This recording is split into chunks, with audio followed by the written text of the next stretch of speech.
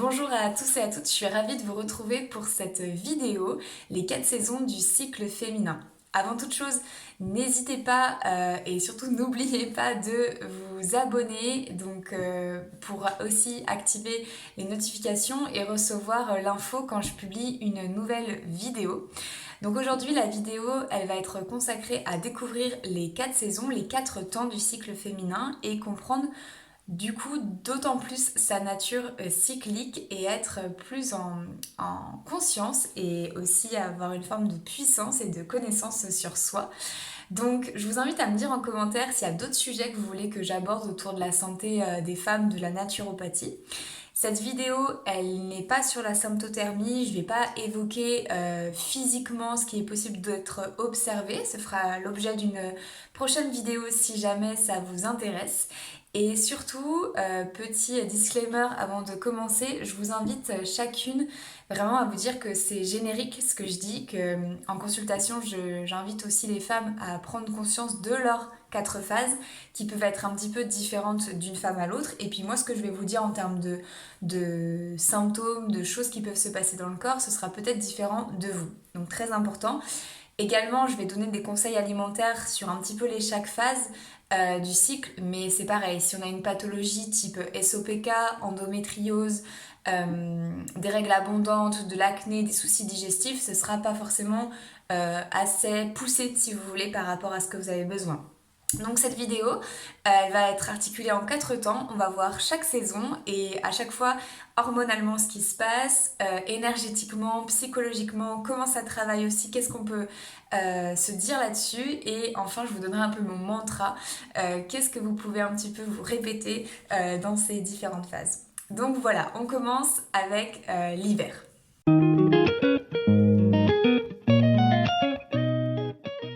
Commençons donc avec l'hiver. L'hiver, c'est la période qui correspond au premier jour des règles jusqu'au dernier. Donc c'est vraiment le redémarrage d'un cycle. Physiquement, qu'est-ce qui se passe? Au niveau hormonal, c'est le calme plat. Les oestrogènes et la progestérone sont totalement à plat. On n'est pas tombé enceinte dans notre cycle précédent. Du coup, il y a l'élimination de l'endomètre, donc c'est le sang qui recouvre l'utérus qui était destiné à faire un nid et ça ne s'est pas produit, donc ça déclenche les règles, donc une élimination.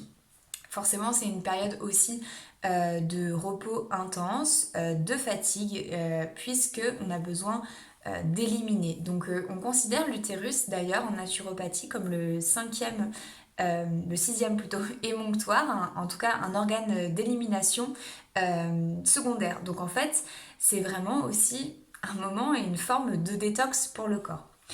Donc psychologiquement, émotionnellement, qu'est-ce qui se passe? Ne pas résister, ce serait la première chose à dire, c'est vraiment un appel à ralentir. C'est un rappel aussi et un appel de la nature à faire circuler. Donc il faut vraiment vous dire que c'est la fin d'un cycle et le début de quelque chose de nouveau. C'est un nettoyage pour faire de la place et quand vous regardez un petit peu la symbolique de l'hiver aussi, de ralentir, de revenir aux racines, de prendre un temps pour soi, d'être capable aussi de se retrouver un petit peu dans sa bulle si c'est des choses qui vous parlent. C'est exactement la même chose qui se passe pendant les règles. Donc on a besoin de lâcher prise, de prendre soin de soi, d'écrire, de prendre un bain, de se faire masser, de rester sous la couette, de manger des choses qui nous font plaisir aussi, mais pas trop, on va en parler. Et les règles sont à l'image du cycle que vous avez eu et la manière dont vous avez appréhendé tout ce qui s'est passé, la période de la fin des premières règles, enfin des règles précédentes jusqu'à maintenant. Donc c'est vraiment la préparation pour une énergie qui va être purifiée pour passer à la suite. Donc plus vous êtes dans une posture d'accueil, de joie, plus en fait les règles c'est un cadeau pour mieux recommencer. Et quand on les aborde comme ça, avec une forme de détachement, partir pour mieux recommencer, ça nous met dans un autre état d'esprit. Donc moi ce que je peux vous conseiller c'est de programmer des journées de travail un peu plus courtes. Les jours qui précèdent les règles, essayer de se détacher, commencer à se dire que voilà, on va arriver dans une période de temps pour soi, vraiment d'acceptation. Et souvent ça se passe beaucoup mieux et les règles sont moins douloureuses et plus conscientes et plus harmonieuses quand on est dans cette écoute-là. Au niveau de l'alimentation, qu'est-ce qu'il faut faire? Vraiment être très très vigilante encore plus sur avoir une assiette riche en micronutriments, notamment fer, B9 et B12. Les oméga 3 aussi pour prévenir l'inflammation. Donc les petits poissons gras, les graines de lin, les graines de courge, tout ça, ça va être très très bénéfique. Éviter les aliments complexes à digérer et privilégier tout ce qui va être léger, chaud, liquide, comme les soupes, des soupes complètes. Et bien sûr faire la part belle aux légumes et aux fruits comme toujours, mais d'autant plus dans cette période de détox naturel et d'élimination du corps. Et mon petit mantra pour l'hiver que je voulais vous donner, c'est je laisse couler ce dont je n'ai plus besoin. Donc vous pouvez l'écrire, vous pouvez vous trouver un autre petit mantra. Et l'hiver, c'est vraiment cette manière en tout cas de se rappeler qu'on a ces règles et que c'est un moment d'élimination et je m'arrête, je laisse couler pour recommencer.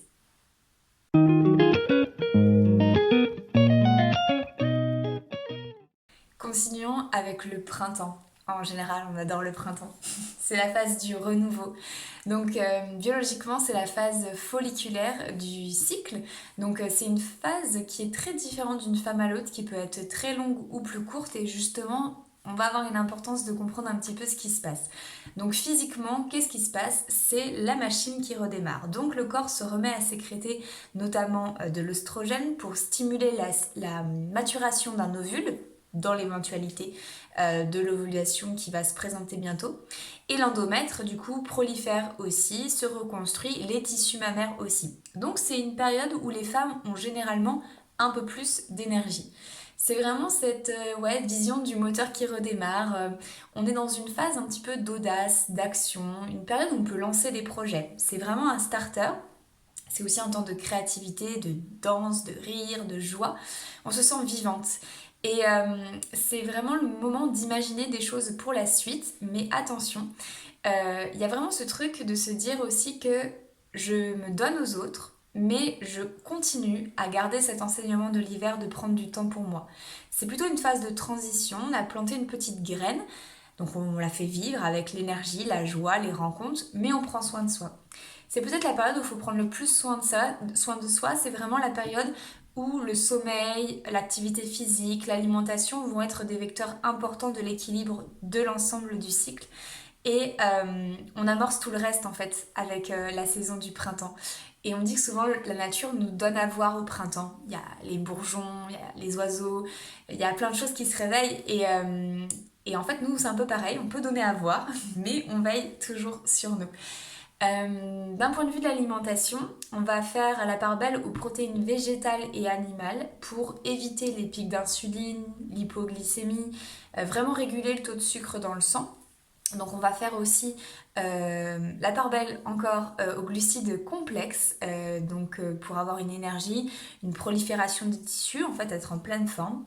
On peut penser aussi aux graines de lin et de courge, là aussi, pour la fabrication des œstrogènes si on en manque un peu. Comme je vous l'ai dit, pour certaines femmes, ça va être effectivement 15 jours, 14 jours, et puis des fois, c'est beaucoup, beaucoup plus long.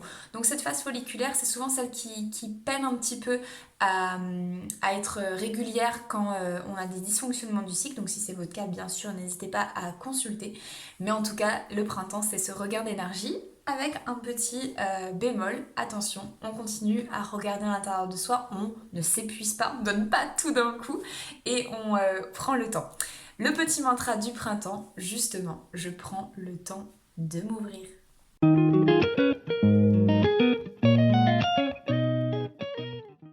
On passe à l'été, c'est sûrement la saison que la plupart des gens préfèrent.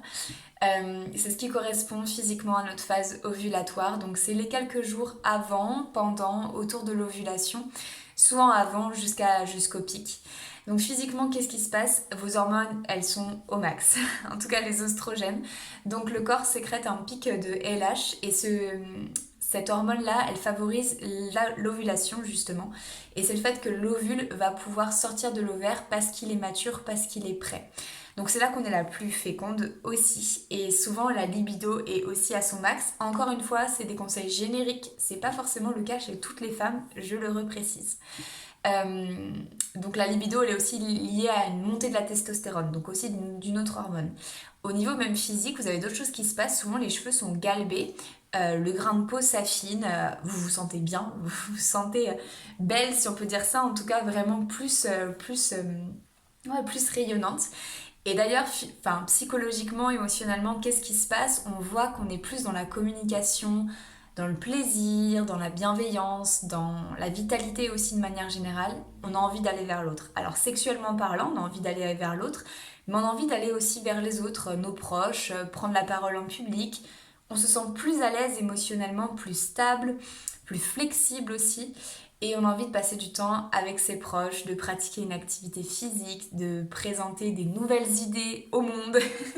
Vraiment, c'est la période de fructification. On récolte vraiment les fruits et vous offrez le meilleur aux autres, en fait. Vraiment, c'est votre sommet, entre guillemets. Donc, c'est quelques jours, mais quelques jours qui peuvent être vraiment magnifiques. Et l'idée, s'il y a un petit peu de dysfonctionnement, c'est se connecter aussi à sa femme de cœur, donc essayer de voir qu'est-ce qui vous nourrit profondément, celle qui est au fond de vous, donc quand vous étiez plus jeune, ou des choses, un lieu, une sensation vraiment qui vous fait du bien. Se rendre par exemple dans une maison d'enfance ou oui, un endroit de nature où vous vous sentez vibrante, vraiment vivante. Ça peut être un bon moyen de faire le point aussi sur vous. Au niveau de l'alimentation, on privilégiera le zinc qui est très important aussi pour l'ovulation. Donc ça, on essaye de le faire par voie de l'alimentation via les huîtres, les fruits de mer, les œufs, notamment le jaune, l'avoine, ou une complémentation éventuelle qui peut être bien utile. Et donc on met tout en œuvre pour favoriser cette ovulation réussie si on souhaite enfanter, ou en tout cas même sous contraceptif on peut ressentir ça sans problème, ou en tout cas en symptothermie bien sûr, même si on ne souhaite pas d'enfant. Et le mantra de l'été, c'est je ressens la puissance de mon cœur. C'est vraiment ça, c'est je m'ouvre vraiment physiquement, émotionnellement aux autres et à la vie. C'est vraiment ça le message de l'été.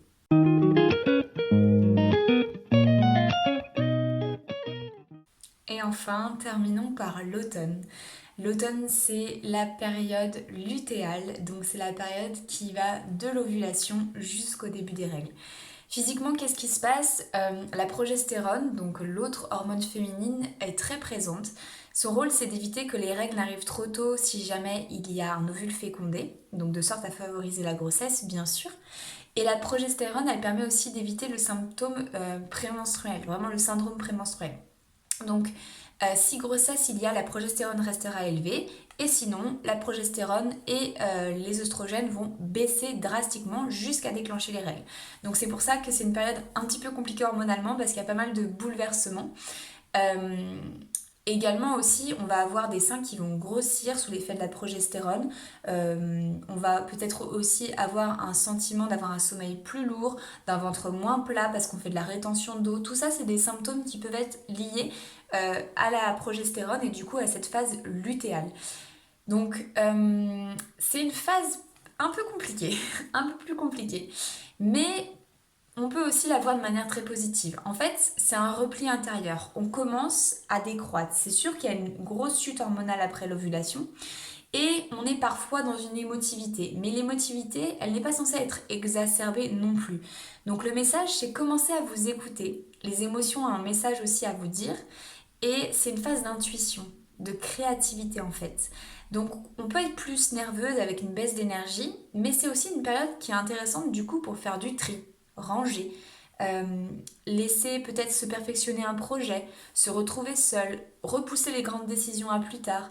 Et en fait, commencer à préparer les conditions harmonieuses de l'hiver et donc des règles, pour que ce soit plus fluide et plus harmonieux.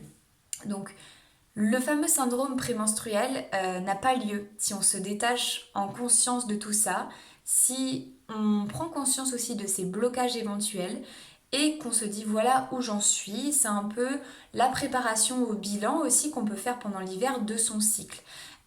C'est vraiment une phase voilà, de développement, de réflexion, mais qui n'est pas forcément négative. Et quand vous vous approchez vraiment de ces quelques jours avant vos menstruations, là c'est vraiment le moment de prendre du repos et de commencer à ralentir pour que les jours de règles se passent au mieux. Au niveau de l'alimentation, il y a pas mal de choses à faire durant cette période. Donc là, on ira plutôt sur les graines de tournesol et de sésame qui sont riches en progestérone pour avoir cet équilibre justement progestérone-œstrogène. Et on va aller se supplémenter, ou en tout cas via l'alimentation favoriser deux micronutriments, enfin deux groupes en tout cas de vitamines et minéraux, le magnésium que vous trouvez facilement dans les amandes, le chocolat noir à de haute teneur en cacao, en tout cas le cacao pur, les légumes verts et tout ce qui va être vitamine du groupe B, comme les céréales complètes, la viande, les œufs.